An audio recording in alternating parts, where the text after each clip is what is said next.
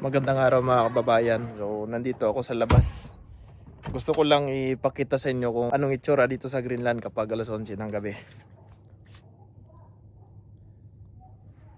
Sobrang liwanag pa, parang alas 12 ng tanghali. Maraming hindi naniniwala na dito sa Greenland ay kapag summer maliwanag kapag gabi. Katulad niyan. Ayan o. Alas 11 ng gabi pero nandyan yung araw. Dito kasi sa Europe mga kabayan, may mga lugar na hindi nakakaranas ng gabi sa panahon ng summer. At isa ang Greenland po ron. Isa ang Greenland sa nakaharap sa araw sa panahon ng summer. Kabaliktaran naman ito kapag winter.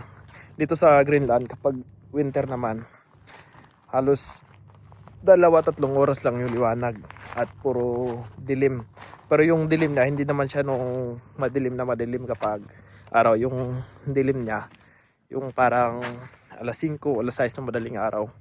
Tsaka sa panahon ng winter dito, sobrang lamig dito kasi umaabot na -30 to -40 degrees Celsius. Sa panahon naman ng summer ngayon, kahit na mataas yung sikat ng araw, medyo malamig pa rin yung simoy ng hangin. At dito sa Greenland mga kabayan, kapag summer, sobrang daming lamok dito. Dahil katulad niyan, sa mga lawa na yan, naglulusawan. Sa panahon kasi ng winter, yan, matigas yan dahil na nag-yelo yan. Pero sa panahon ng summer, nalulusaw siya. Ayan o. Unti-unti nang lumalapit sa akin yung mga lamok.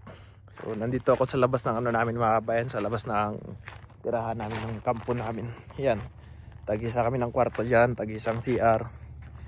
Kompleto dyan, kaya lang bawal kami magluto dyan. Kumakain kami doon sa kantin. At doon sa kantin yung may mga hinahire din yung boss namin na tagaluto sa amin. Mga Pilipina o Thailand yung tagaluto namin. So ayun o, makikita nyo yung mga lamok unti-unti nang lumalapit sa akin. So ito yung hitsura ng Greenland mga bayan. Wala kayong makikitang bahay rito sa area ko, sa lugar namin dito, kasi nandito kami sa kalagitnaan ng mga bundok. Ayan o. Kasi yung ginagawa namin airport, yung airport nila ay malayo sa bayan, kaya wala kayong makitang bahay dito. Pag nandun kayo sa town, may makikita kayo na mga ilang bahay, pero hindi ganong karami. Para kung sa atin, mas malaki pa isang barangay. Kasi dito sa lugar namin sa Kortok, meron lamang dito 3,000 katao na nakatira. Kasama na yung mga Pilipino dito.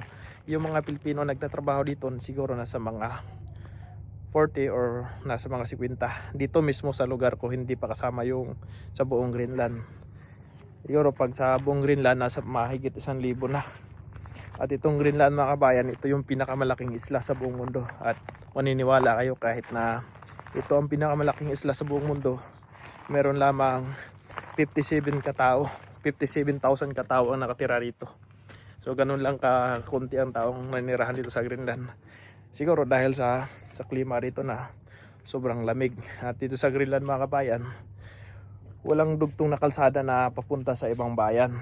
Kunyari pupunta ka sa ibang bayan, hindi ka makapunta ron na gamit mo motor o kotse. Ang kailangan mo talagang sakyan para makatawid ka o makapunta ka sa kabilang bayan, kailangan mo pang sumakay ng helicopter o di kaya yung speedboat.